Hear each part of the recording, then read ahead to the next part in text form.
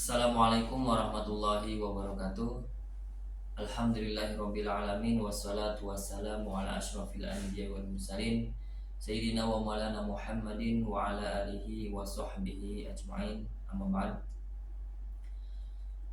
Teman-teman, pemirsa yang dirahmati Allah Subhanahu wa taala, setiap manusia tentu punya masalah, tentu pernah mengalami yang namanya musibah. Oleh karena itu, bagaimana cara kita menyikapi masalah dan musibah tersebut? Izinkan 10 menit atau 15 menit ke depan saya akan membahas solusi bagaimana mengatasi musibah menurut pandangan Al-Ustaz Badiu'uzzaman Said Nursi yang saya ambil dari buku Tuntunan Generasi Muda. Baik, dalam sajak-sajaknya Ustaz Said Nursi seperti mempunyai syair, mungkin akan saya bacakan terlebih dahulu. Mengeluh adalah musibah. Tidak usah mengeluh wahai yang malang, namun bertawakallah kepada Allah dalam menghadapi ujian yang menimpa. Mengeluh adalah musibah, bahkan melebihi musibah dan merupakan kesalahan besar. Jika engkau mengetahui zat yang mengujimu, maka musibah akan menjadi karunia dan kebahagiaan. Tidak usah mengeluh dan banyaklah bersyukur. Bunga tersenyum melihat rasa senang sang kekasih burung bulbul. Jika tidak menemukan Allah, duniamu menjadi petaka dan derita, lenyap dan fana serta sia-sia. Mari bertawakal kepadanya dalam menghadapi musibah. Mengapa engkau mengeluhkan musibah yang kecil, padahal engkau terbebani dengan berbagai musibah seluas dunia? Tersenyumlah dengan sikap tawakal dalam menghadapi musibah, agar musibah itu pun tersenyum. Setiap kali tersenyum, ia akan mengecil hingga akhirnya lenyap. Wahai yang tertipu, ketahuilah bahwa kebahagiaan di dunia ini adalah dengan meninggalkannya. Jika engkau beriman hanya kepada Allah, itu sudah cukup. Jika engkau membelakangi dunia, ia akan menghampirimu. Jika engkau bangga dengan dirimu, itu merupakan sebuah kebinasaan yang nyata. Apapun yang engkau kerjakan, segalanya akan menjadi musuh. Karena itu, ia harus ditinggalkan dalam dua kondisi tersebut. Meninggalkannya dalam arti ia merupakan milik Allah yang dilihat dengan izin dan atas namanya. Jika engkau mencari bisnis yang menguntungkan, maka ia terdapat pada menukar usia yang fana dengan usia yang abadi. Jika engkau ingin memperturutkan kehendak dirimu, ketahuilah ia akan sirna dan lenyap. Jika engkau menerawang cakrawala, engkau akan melihat stempel fana ada padanya. Kesenangan di pasar ini palsu, sehingga tidak layak dibeli. Karenanya tinggalkan, sebab yang asli telah disiapkan di baliknya. Wahai sahabat sekalian, dari sajak ini kita dapat mendapatkan hikmah bagaimana solusi untuk mengatasi musibah atau masalah yang selalu menghampiri kita. Tentu saja setiap hari kita punya musibah atau masalah. Nah, bagaimana sepatutnya kita seorang muslim untuk menghadapi itu? Menurut Syekh Nursi, yang pertama yang perlu kita ketahui bahwa musibah itu datang dari keluhan-keluhan kita yang salah sasaran. Karena yang pertama, mengeluh sama dengan musibah. Jadi kalau kita terus mengeluh, maka musibah akan bertambah besar. Solusi yang pertama adalah mari kita tersenyum. Setiap kali ada musibah, tersenyumlah. Tersenyum bukan berarti kita tidak antipati, melainkan kita mengetahui bahwa musibah yang datang adalah ujian dari Sang Maha Penguji, yaitu Allah Subhanahu wa taala, yang mana Allah Maha Pengasih lagi Maha Penyayang. Tentu di balik musibah akan ada banyak kebaikan.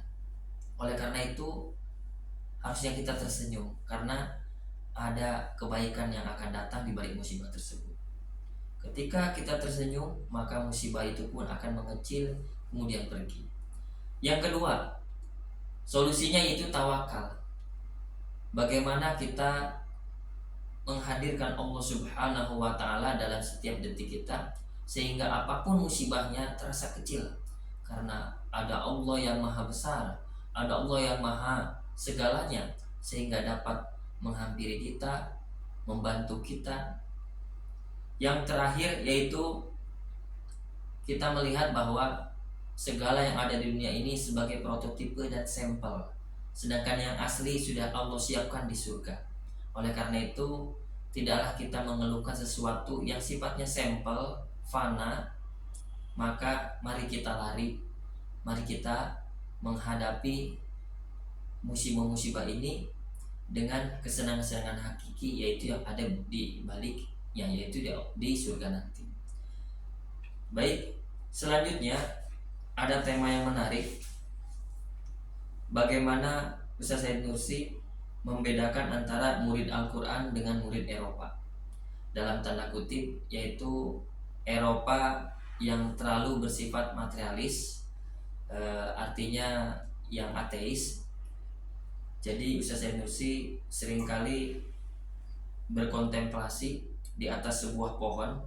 Di sini diceritakan beliau berkontemplasi di atas pohon murbai hitam yang penuh berkah. Beliau mengumandangkan syair-syairnya, bagaimana beliau menyinggung orang-orang yang tertipu dengan Eropa. Ada beberapa hal yang beliau katakan di sini.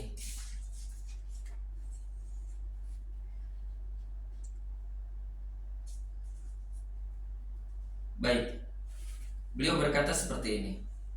Mitra bicaraku bukan Ziyafasha, tetapi mereka yang tertipu dengan Eropa.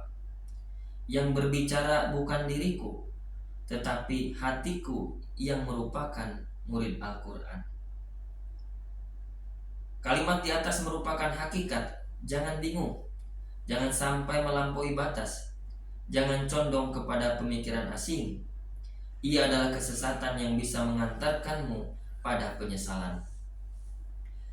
Jadi teman-teman, di sini ada perbedaan antara murid atau orang-orang yang terlalu condong kepada Eropa yang tadi disebutkan.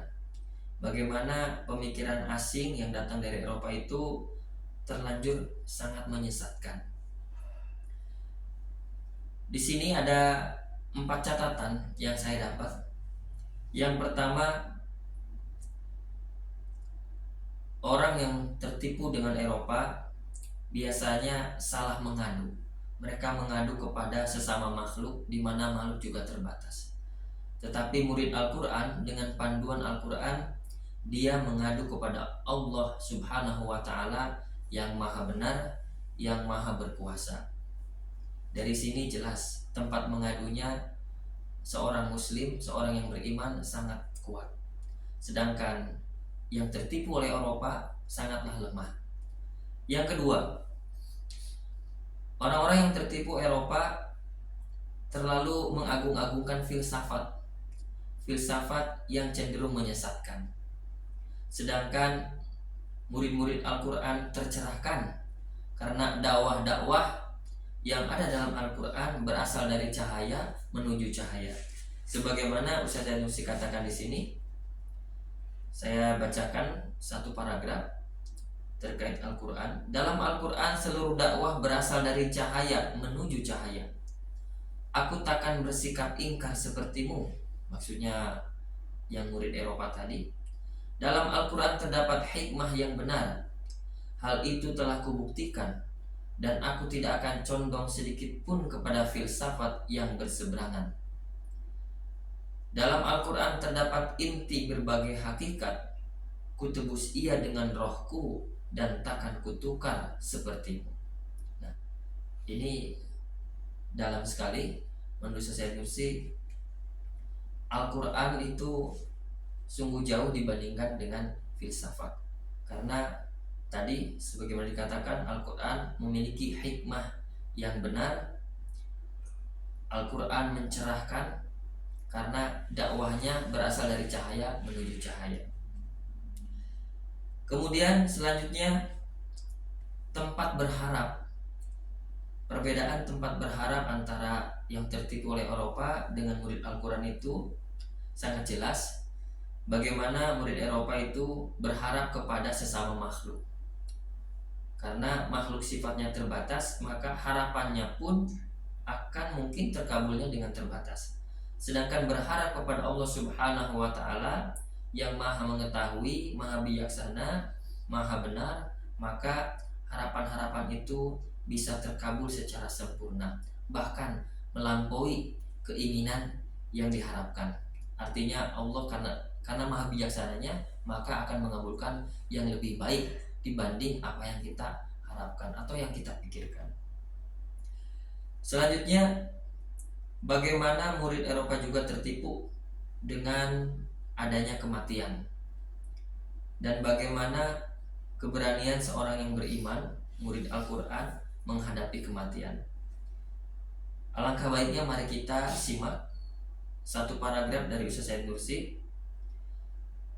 Kulihat kematian dan ajal sebagai sahabat, tanpa rasa takut sepertimu. Aku masuk ke dalam kubur seraya tersenyum, tanpa rasa cemas sepertimu. Aku tidak melihatnya seperti mulut monster, tempat kesendirian dan ambang pintu ketiadaan. Namun justru ia merupakan tempat perjumpaan dengan para kekasih, sehingga tidak ku benci. Aku tidak risau dengannya dan tidak mengkhawatirkannya. Ia pintu rahmat, pintu cahaya, dan pintu kebenaran. Aku mengetuknya dengan nama Allah tanpa menoleh dan tanpa rasa cemas. Aku akan tidur dengan tenang seraya mengucap Alhamdulillah tanpa merasa sendirian. Aku akan bangkit di atas gema suara Israfil di fajar kebangkitan dengan berkata Allahu Akbar. Aku tidak takut pada mahsyar dan tidak akan lari dari masjid terbesar, maksudnya dunia ya. Berkat karunia Allah, cahaya Al-Quran dan limpahan iman, aku tidak putus asa sepertimu. Namun aku berusaha dan berlari seraya terbang menuju naungan Arsy Ar-Rahman. Dengan izin Allah, aku tidak akan tersesat sepertimu. Ya, jadi begitulah teman-teman, sahabat semuanya. Ada dua tema di sini yang kita bahas. Yang pertama terkait mengeluh. Bagaimana sikap mengeluh itu merupakan musibah, bahkan musibah yang sangat besar. Maka hindarilah sikap mengeluh, tetapi gantilah dengan tersenyum, kemudian tawakal. Maka insya Allah kita akan dihadirkan ketenangan hati. Yang kedua, bagaimana kita menyikapi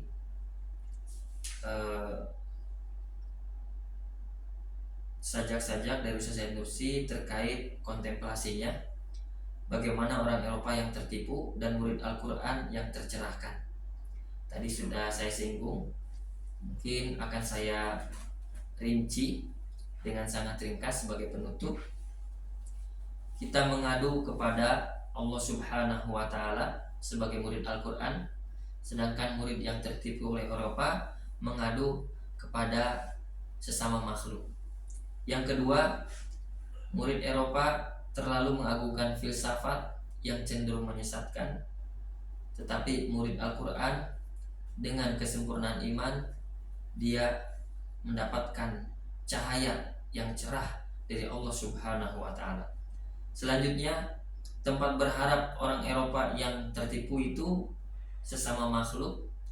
Kemudian murid Al-Quran tempat berharapnya Allah Subhanahu wa Ta'ala al-Haq. Dan yang terakhir, menghadapi kematian, orang Eropa sangat ketakutan, sangat gelisah, dan sangat cemas. Tetapi murid Al-Quran dengan kekuatan iman yang sempurna, maka kematian merupakan hal yang menggembirakan. Baik, demikian itu saja yang dapat saya sampaikan. Mudah-mudahan ada manfaatnya. Mohon maaf bila ada salah kata. Akhirul kalam. Wassalamualaikum warahmatullahi wabarakatuh.